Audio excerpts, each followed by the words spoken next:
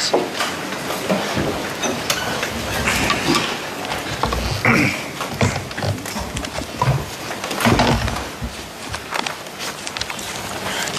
Mr. Smith. Yes, my lord, please.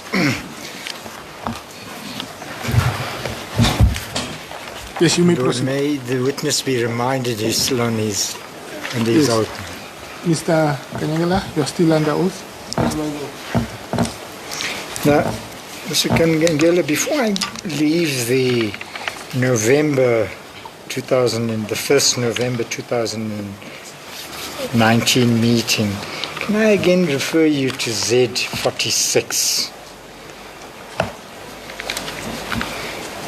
You'll see that right at the top left-hand corner, the person to whom inquiries in relation to this letter are directed, or should be directed, are General India Tunga. You see that? Yes. And there's a Commissioner Becker. Yes. Was he present at the meeting?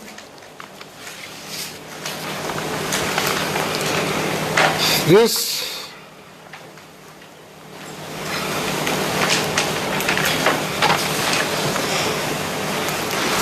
is a letter of authorization on which inquiries have to be done. Did you hear the question?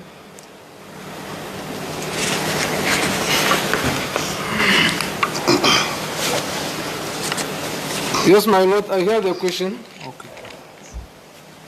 Both of them, they were not at that meeting. So Mr. Baker was not at the meeting? No, he was not. Did he have anything to do with the decision to arrest the accused?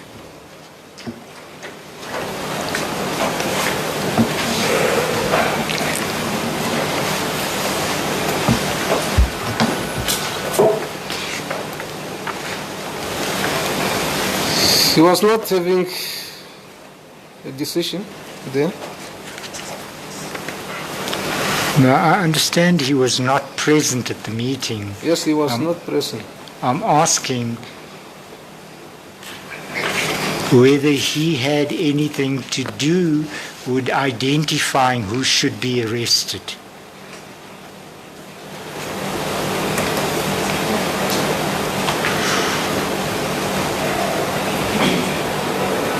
Before the meeting? No. So do you say no? Yes. Why are you so hesitant, Mr. I'm not hesitant. Anyway, it's on record and his lordship would have noticed if you were. Let me get to the next point that I want to raise. Now,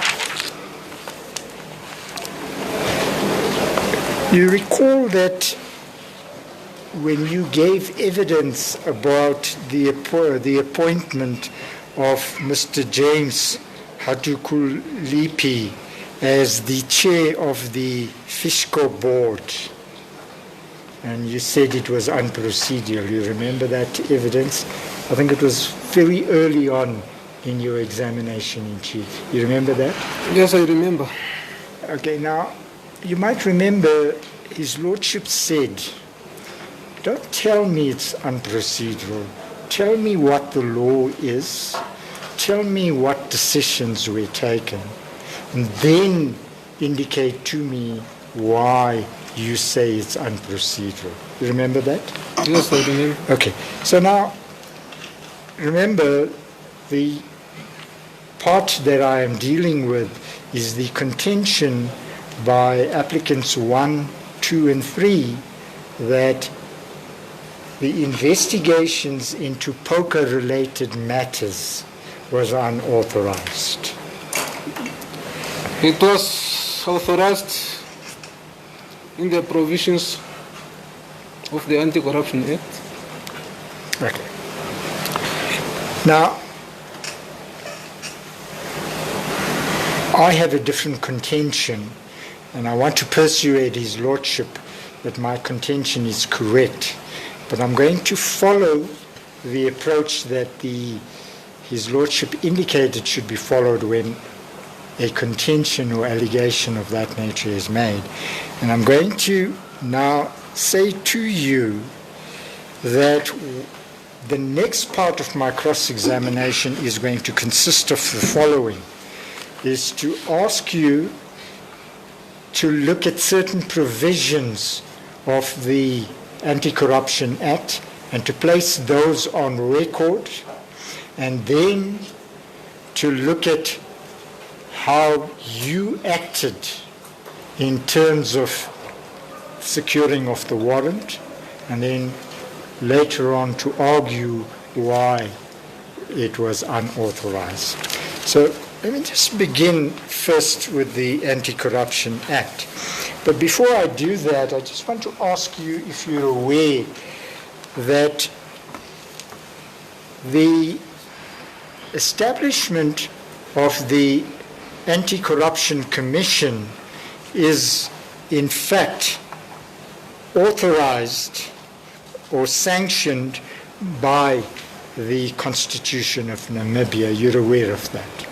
Yes, I'm aware of it. Okay, so now can I just, and again, just so that His Lordship is aware of the legal landscape we are dealing with, I just want to read to you what Article 94A of the Constitution reads. And 94A deals with the anti-corruption measures, and Section 2 of Article 94A reads as follows. There shall be established by an Act of Parliament an Anti-Corruption Commission with its powers and functions provided for in such Act. Are you aware that that is what subsection 2 of Article 94A reads? Yes, I'm aware. Okay. And then subsection 3 reads, the Anti-Corruption Commission shall be an independent and impartial body. You're aware of that? Yes, I'm aware of it. Now, as sanctioned by the Constitution, the Parliament has in fact established an Anti-Corruption Commission. Is that correct? Yes, correct. That's the commission of which you are a member. Yes, correct. And that's the commission in respect of which you took all the decisions that have been taken by the ACC in this matter. That's correct. Now,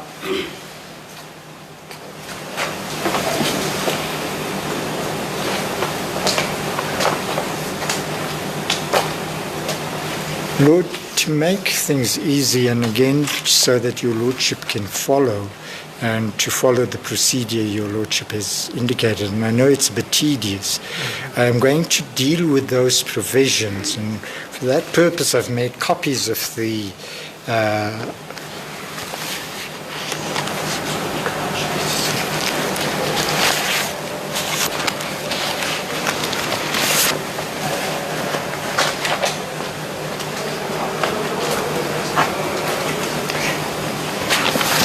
Lord, I've made copies of the Anti-Corruption Act and the Prevention of Organized Crime Act for you and the witness, my Lord, and for my learned friends. My Lord, this is legislation. It needn't be given in excess. And the idea, my Lord, is that your Lordship and the witness would be able to follow.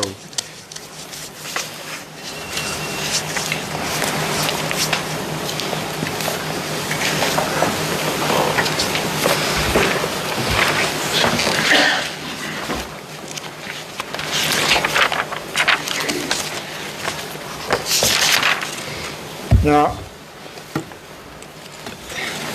Lord, your Lordship will see that there are two separate acts there, the Poker Act, which is on top, and the Anti-Corruption Commission Act at the bottom. Now, can I just ask you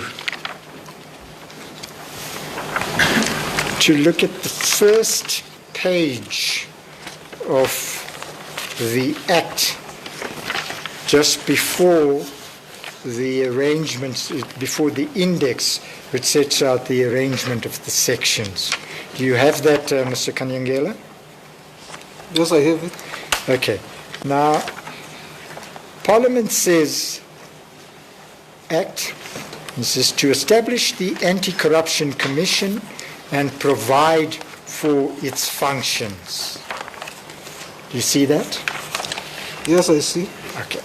So that's the purpose, twofold, to establish the commission and to provide for its functions. Can I then ask you, sir, to look at section 2.1 of the Act?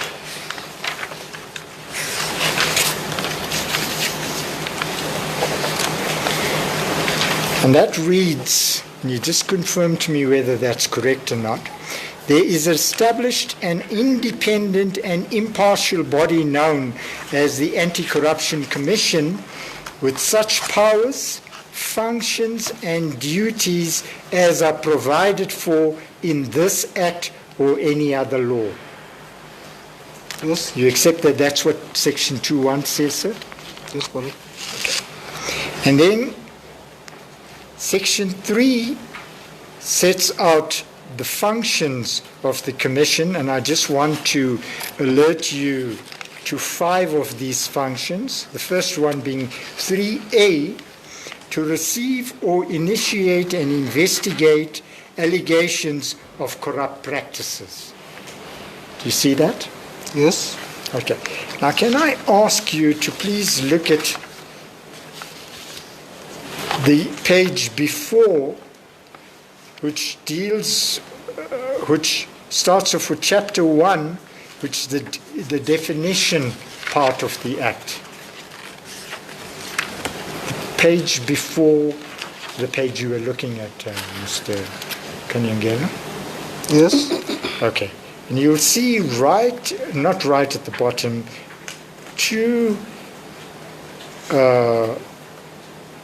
paragraphs from the bottom. Corrupt practices is defined as conduct contemplated in chapter 4 of the Act. Is that correct? That's correct.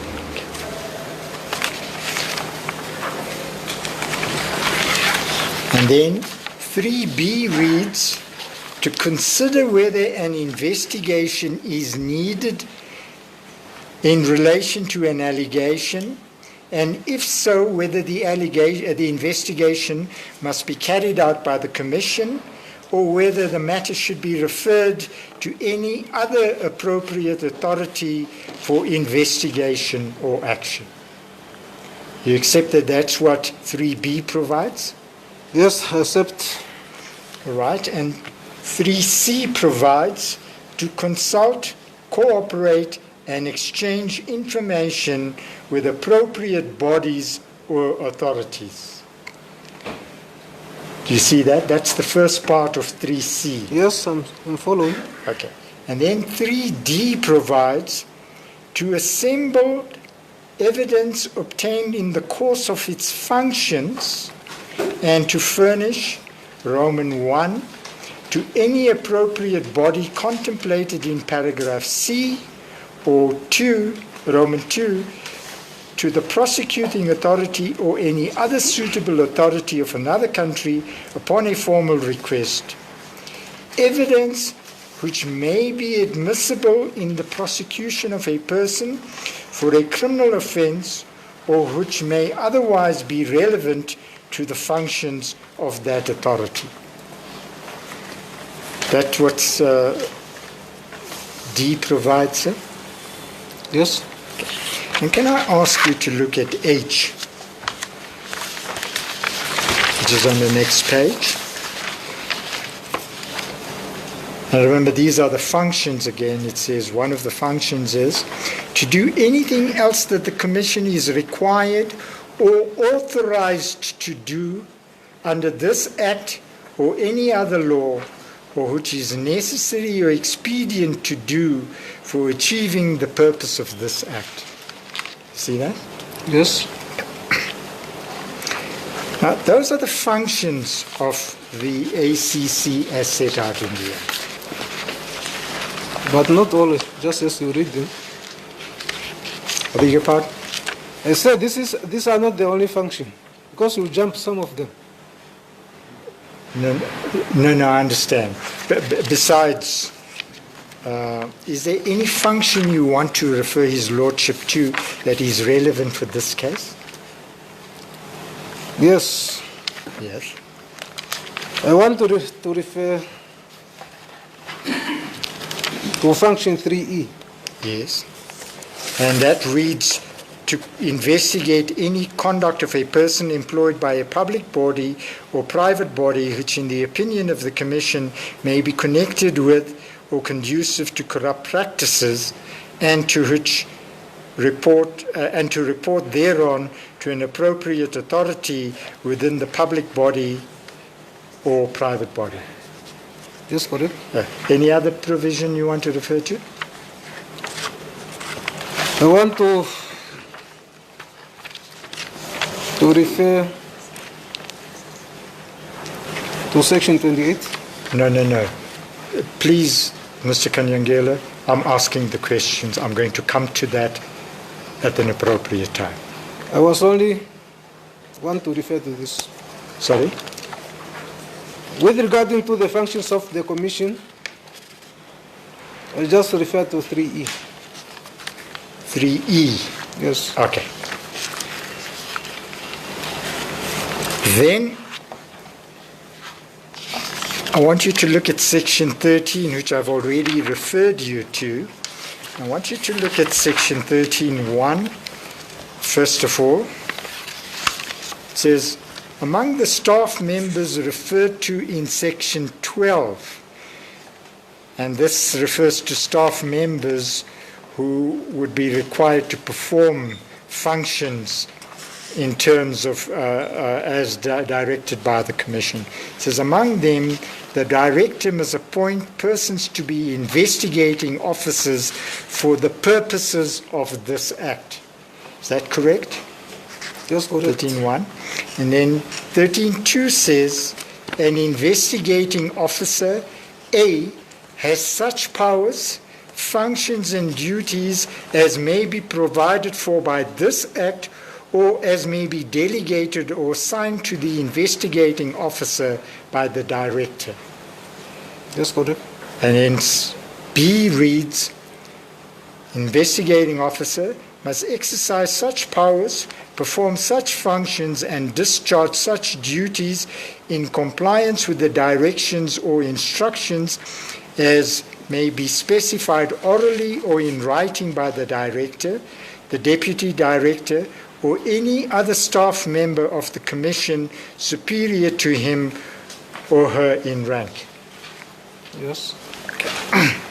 Now can I ask you to look at section 18?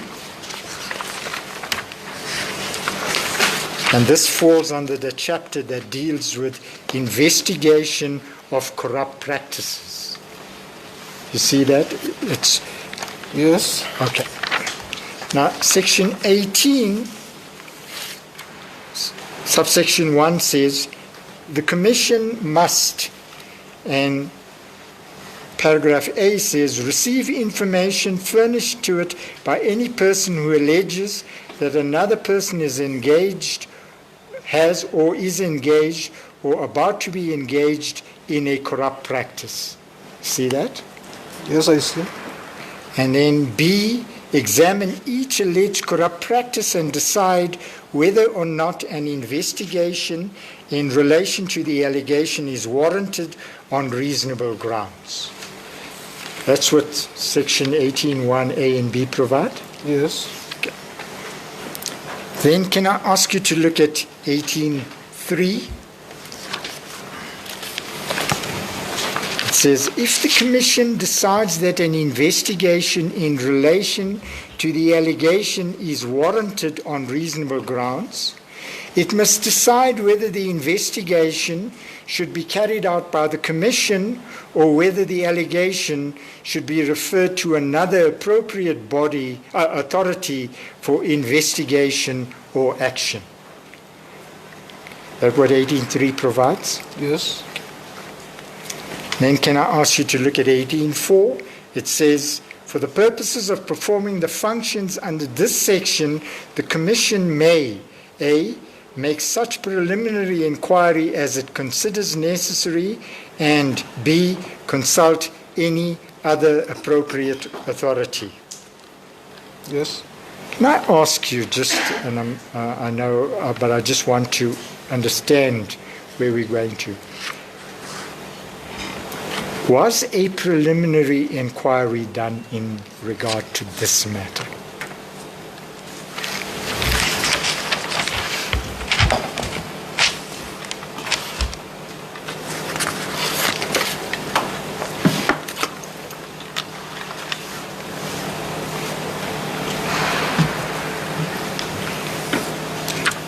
It was not done. Then can I ask you to look at section 20, and I'm just going to refer you to subsection 2, which reads as follows. The Commission may assume the responsibility for any investigation into an alleged corrupt practice commenced or to be commenced by the police, and the police must comply with the requirement of the Commission in that regard. You see that? Yes. And then B says, carry out an investigation into an alleged corrupt practice, notwithstanding that any other authority other than the police is entrusted with a corresponding power or duty to of investigation under and for the purposes of any other law. That's what section 22 reads, sir? Section 20, subsection 2. Yes. And I want you to look at, please, section 21, and I'm going to read to you the relevant subsections, and I'm not necessarily going to read them in the order they appear, but I will read all of them. Subsection 1 says, for the performance of the functions of the Commission under this Act, an authorized officer may conduct any investigation which the Commission is empowered to undertake in terms of this Act or any other law. See that? Yes, I see. Okay, then subsection 2 reads,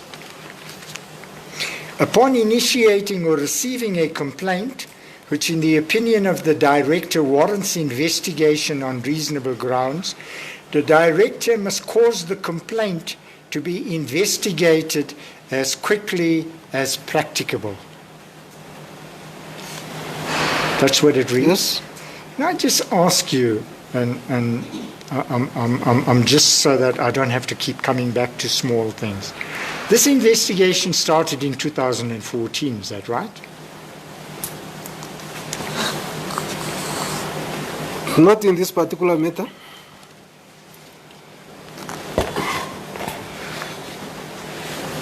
So what investigation started in 2014? 2014,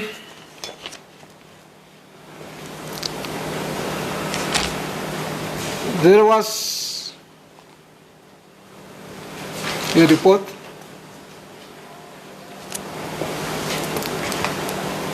that came in with regard to the appointment of Mr. James Atukulipi. The Director General wrote a letter After such complaint was received, he wrote a letter to Mr. Mike Nipunya to give an explanation. Sorry, sir, I don't want to stop you. You've heard my question. No, I'm not avoiding your question. No. I just want you to answer the question. We can come back to all of these matters because I'm going to raise them in a different context. I'm just asking you, in relation to section 21.2, when did this investigation start, the investigation into this case? That's a time question. Tell us when. I don't want to know the details of it. It started 2019. Okay, so it didn't start in 2014. That is what I was explaining. No, sir. It's not an Investigation explanation. started 2019. Yes. Okay. All right, then subsection 3 reads that... Counsel not to argue with the witness. And if the witness wants to explain, Your Lordship, as to how the investigation started, I think he should be given an opportunity to explain how those investigations started as the court of lordship. Yes, But with respect... sorry, my lord.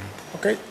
With respect, my lord, I can't be directed as to allowing a witness who is not answering a question because I serve no purpose then. My task, my lord, is to present relevant evidence to your lordship.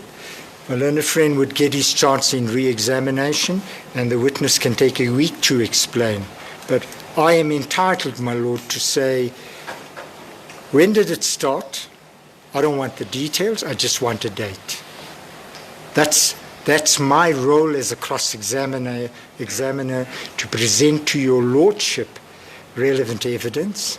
And if the witness is giving evidence irrelevant to that question, my lord, I have a duty to your lordship, to my clients, to bring the witness back. Otherwise, my lord, this would be a free-for-all.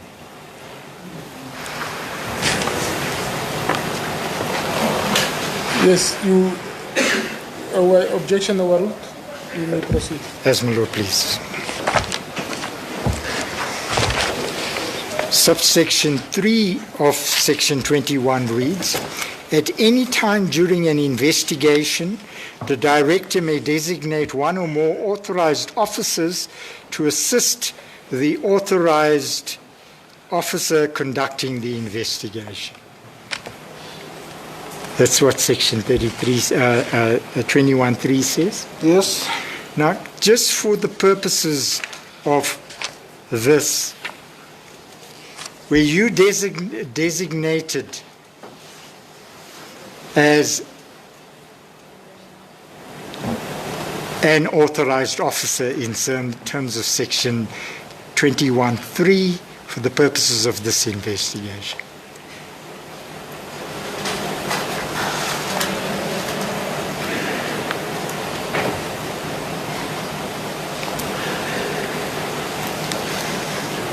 Yes, I was.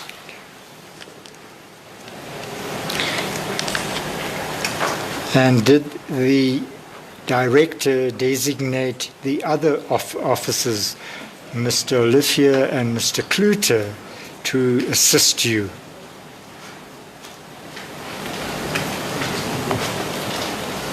Yes, but not only those. Oh, sorry. Yeah, there may be others, but we know that it was the director who authorized them. Yes, they are appointed as authorized officers. Okay. By the director, that's what I'm asking. Yes, that's correct. Okay. Then I'd like you to look at 21.5, and I am going to come back to 21.4. I just think that it makes more sense to read 5 first. Subsection 5 says, at any time during an investigation, the director may summon any person who is believed to be able to furnish any information on the subject of the investigation or to have possession or control of any book, document or article which has a bearing on that subject to appear before the director or any other authorized officer designated by the director at a specified time and place in order, A, to be questioned, or B, to deliver or produce such book, document, or article. That's the power that subsection 5 of section 21 gives the ACC and the director. Yes. Then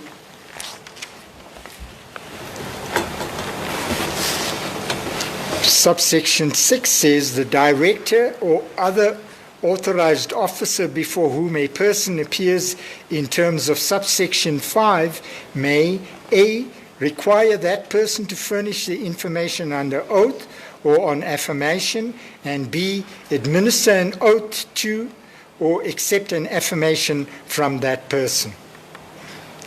Yes. Okay. Then I want to go to subsection 4 because that's what the flow would suggest is the order of things. And subsection 4 reads, a person questioned by an authorized officer conducting an investigation must answer each question truthfully and to the best of that person's ability. But a person is not obliged to answer any question if the answer is self-incriminating. That's the power that the authorized officer has in subsection 4. Yes.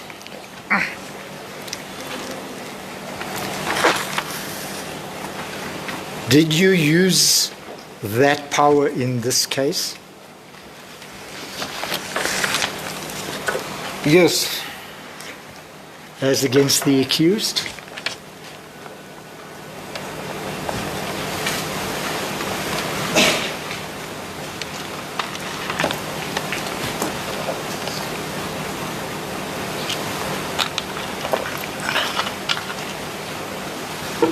Not against all the accused. As against the 3 applicants? No.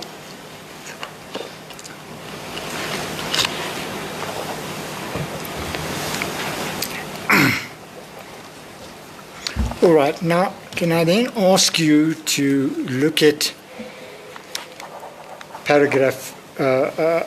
subsection 7, which says, in keeping with the rights of a fair trial, criminal trial, as enshrined in the Constitution, subsection 7 says, no self-incriminating answer given or statement made by any person to the director or other authorized officer in terms of this section is admissible as evidence against that person in criminal proceedings against that person instituted in any court except in criminal proceedings, A, for perjury, or B, for an offense referred to in section 29.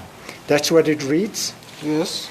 And I just, again, for context, say that the relevant provision of section 29 deals with providing false information on oath when one is called in terms of subsection 4. Would that be correct? Yes, that's correct. Then section 22, and I want to start with subsection 2, which says, subject to section 23, premises may be entered in terms of subsection 1 only by a warrant issued by a judge of the High Court or by a magistrate in whose area of jurisdiction the building or premises are situated. Is that what it reads? Yes. Okay. And then a warrant, subsection 3 says, a warrant referred to in subsection 2 must be applied for by the director, the deputy director, or any other authorized officer, and must be supported by an affidavit or a solemn declaration by the person making the application or any other person having knowledge of the facts. And the following facts must be set out. A, the nature of the investigation being conducted. B, the suspicion which gave rise to the investigation. And C, the need for a search and seizure in terms of this section for purposes of the investigation. That what subsection 3 provides, sir? Yes. Okay. Then subsection 4 says, a judge or a magistrate to whom an application for a warrant is made in terms of subsection 3 may issue a warrant authorizing entry and search of the premises concerned if it appears to the judge or magistrate from the information furnished that there are reasonable grounds for believing that A, corrupt practice has taken place, is taking place, or is likely to take place, and B, that anything connected with the investigation into the corrupt practice is on or in those premises. Yes. Then can I ask you, sir, to look at section 26.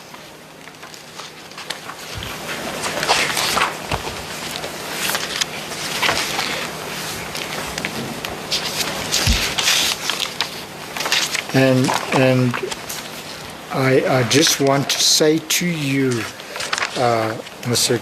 Kanyangela, and also for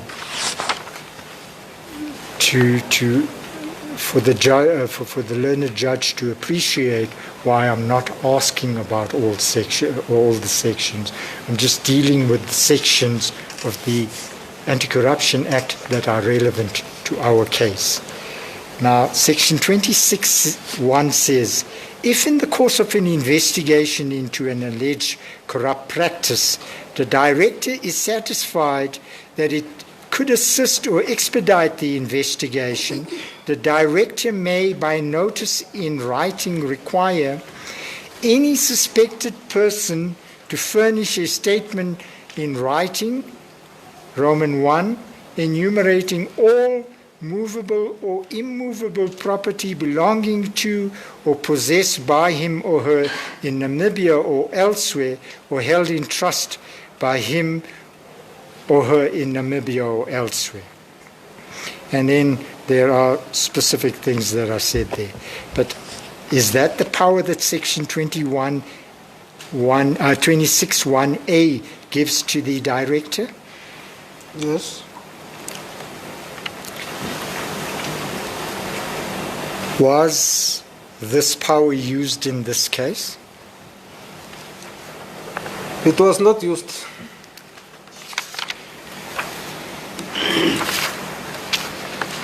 Okay. Then I want to refer you to section 27, sir. And this deals with investigation of accounts at financial institutions. Section 27(1) says, the director or deputy director or an investigating officer or special investigator authorized in writing by the director or deputy director may require access to and investigate any bank account, share account, purchase account, expense account, or any other account or any safe box in any bank, building society, or other financial institution. Is that what the power that the director is given by section 27(1)? Yes. Was that power used in this case? Yes, it was used. By Deloitte? Even by ISIS.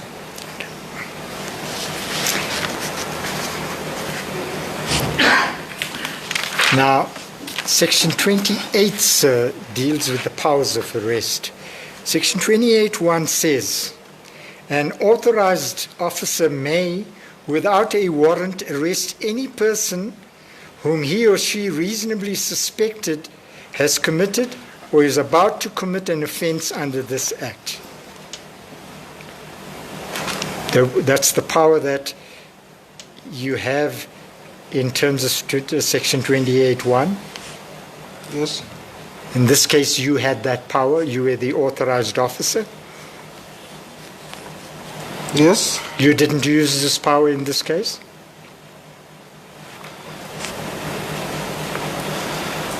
I did not use it.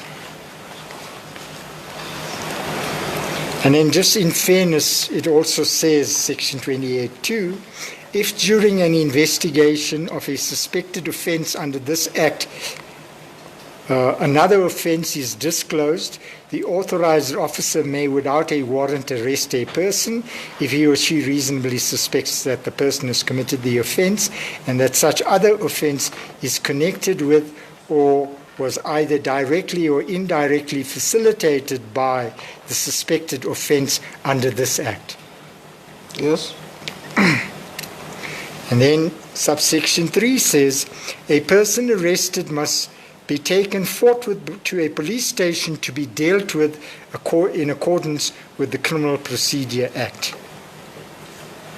Yes. But this section was not used in the case of certainly the first 3 applicants.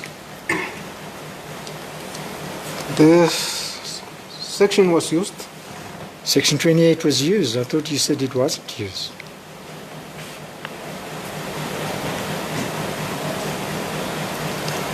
Section 28, subsection 2 and subsection 3 was used. So can I just understand? You used your powers or your purported powers under the Criminal Procedure Act, and then you used your powers in terms of 28.3. Is that what you're saying?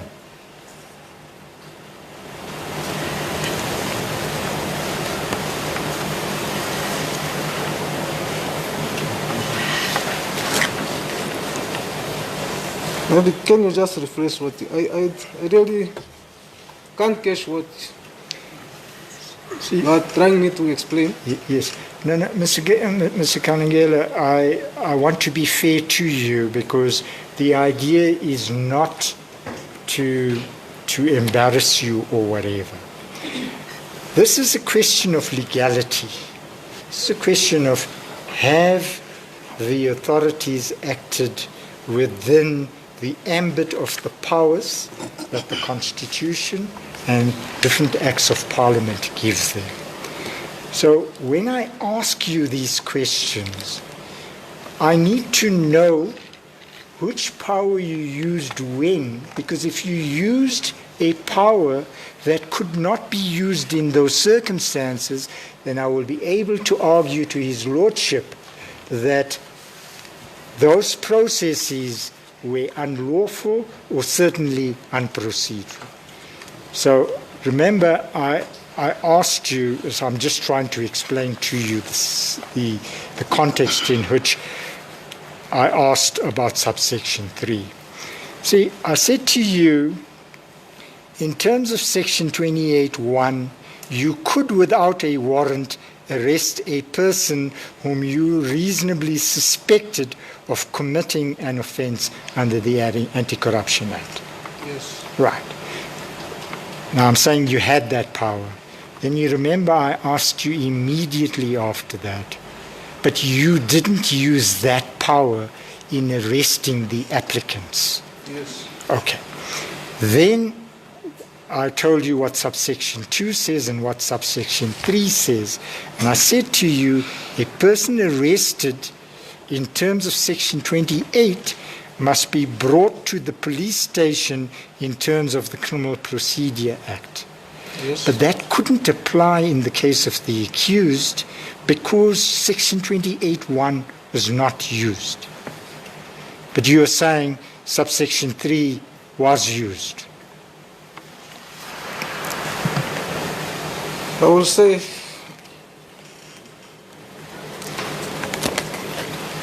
section 28 was used. I will not disagree. I will disagree to say that it was not used. Sorry, just say that again, please. I said I disagree to say that Section 28 was not used. So let's get back to that question, and let's get back to the first question I asked you. Then your answer to my question much earlier, where the Section 28(1) was used, must be no, you are wrong, it was used. The section is having subsections. Subsections were used. The first section that you are indicated, it was not used. That is what I said. So when you say the first, so you're saying 28(1) was not used? Yes. All right, but are you saying 28(2) is used? Yes, 28(2) was used. it was used. By whom?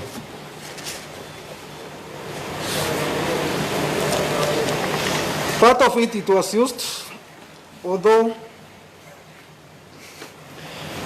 a warrant of arrest was used. No, please, Mr. Kanyangela. Really, we need to be serious, and I say that with the utmost respect to you. Section 28(1) gives you the power to arrest without a warrant. But you apply for a warrant, and a warrant is issued in terms of the Criminal Procedure Act. So I'm going to say to you, you have to be wrong when you say 28(1) was used. The warrant of arrest that were used in the arrest of your client, I then call them applicants 1, 2, and 3, sir. applicant 1, 2, and 3,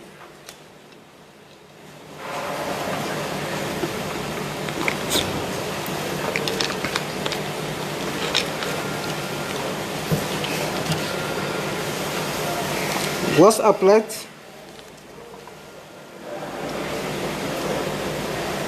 through the prosecutor,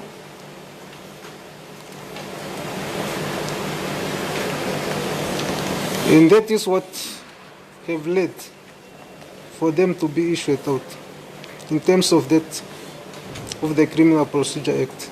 So just say that whole thing again. I'm sorry, you've lost me.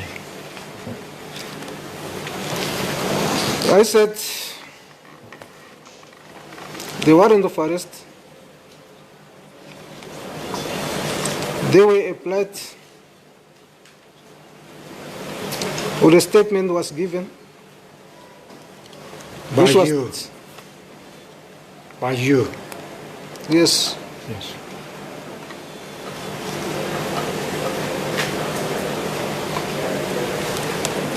So, To the prosecutor, yes. who then applied for the warrant of arrest Okay. from the magistrate. Yes. And the magistrate granted it.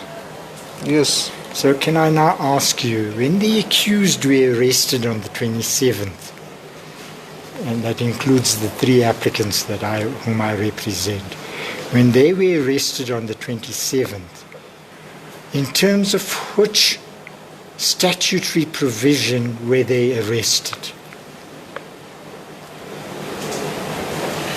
They were arrested on the provision of the Criminal Procedure Act. Okay. So let's cut to the chase, Mr. Kanyangela. They were not arrested in terms of Section 28(1). Section? 28(1) of the Anti-Corruption Act, my lord.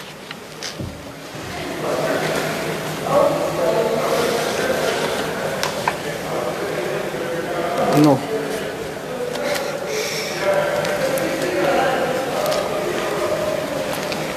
I smile, Mr. Kanyangela, because it is obvious. It must have been obvious to you from the beginning of the questions relating to Section 28.1. Anyway, Section 33 now I want to just quickly read to you.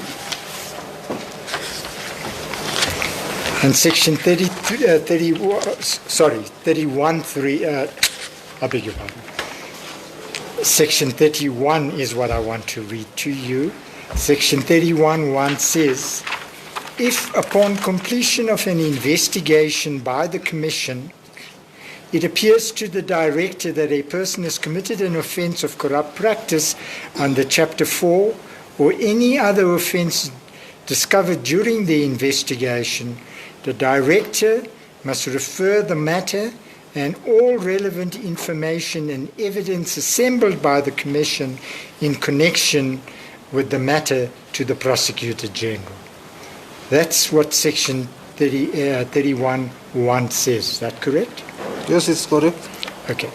Then subsection 2 says, if upon referral of a matter in terms of subsection 1, the Prosecutor General decides to prosecute any person for an offence under this Act, the Prosecutor General, in consultation with the Director, may delegate authority A, to conduct criminal proceedings in court in respect of that matter, or B, to defend or prosecute an appeal emanating from criminal proceedings in relation to that matter to any staff member of the Commission, including the Director or Deputy Director who possess the required legal qualifications to appear in the courts of Namibia. That's what subsection 2 says, is that right? Yes.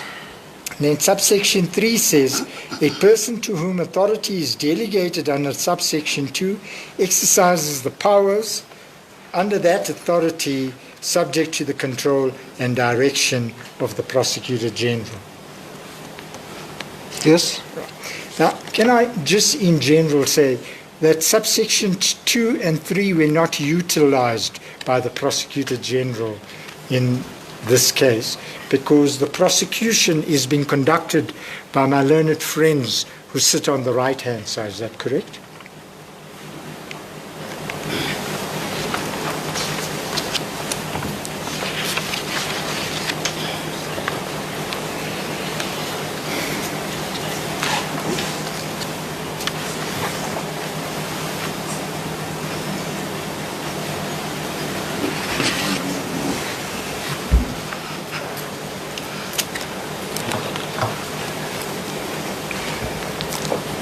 Okay.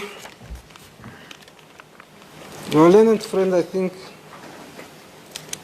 they were delegated by the Office of the Prosecutor General, where the matter was referred.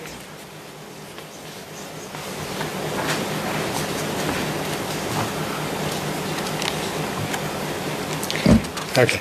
Mr. Kanigil, I do not want to, I'm just saying that subsection 2 says you may delegate it to a member of staff of the Commission, and my learned friends are not members of staff of the Commission. That's why I'm saying it was not used.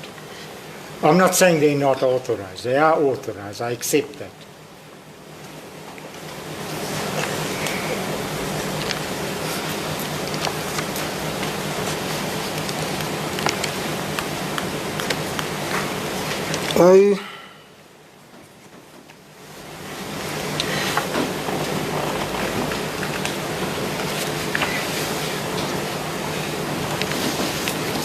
I still believe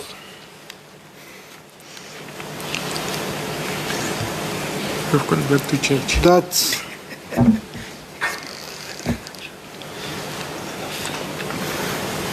Section 31, subsection 1, and subsection 2A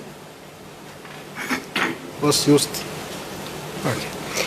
It's a difference of opinion about what the Act provides. These are matters that my learned friends will argue before His Lordship, as I will. I don't want to debate that with you. You're not a lawyer. Oh, yeah? I say you are not a lawyer. No, I'm not a lawyer. You are not trained in the law. No. Good. Okay. Mr. Soni, will that be an opportune time? It would be an ideal time. Yeah. So we then break for lunch. We resume at 2:15. My Lord, may I make this point, and I do it purely out of respect for your Lordship. I know this is a tedious process. It's taken me a long, long time to work out how to shorten things. I'm afraid there is no shortcut. And I can just assure your Lordship that for the purposes of the decision that your Lordship will eventually make, the factual material, whether as to what the provisions of the law are or what actions were taken, will be properly before your Lordship, my Lord. And that's the only reason Yes, it Mr. Soni. gives me no joy, I can tell you that. And anybody before this court should never feel that I'm impatient or I was not suggesting that at all. No. So, but as I want to say, you have a duty, Yes, both to your clients and to this court. absolutely. I'm more than happy and glad when you exercise and perform those functions. That I must just say.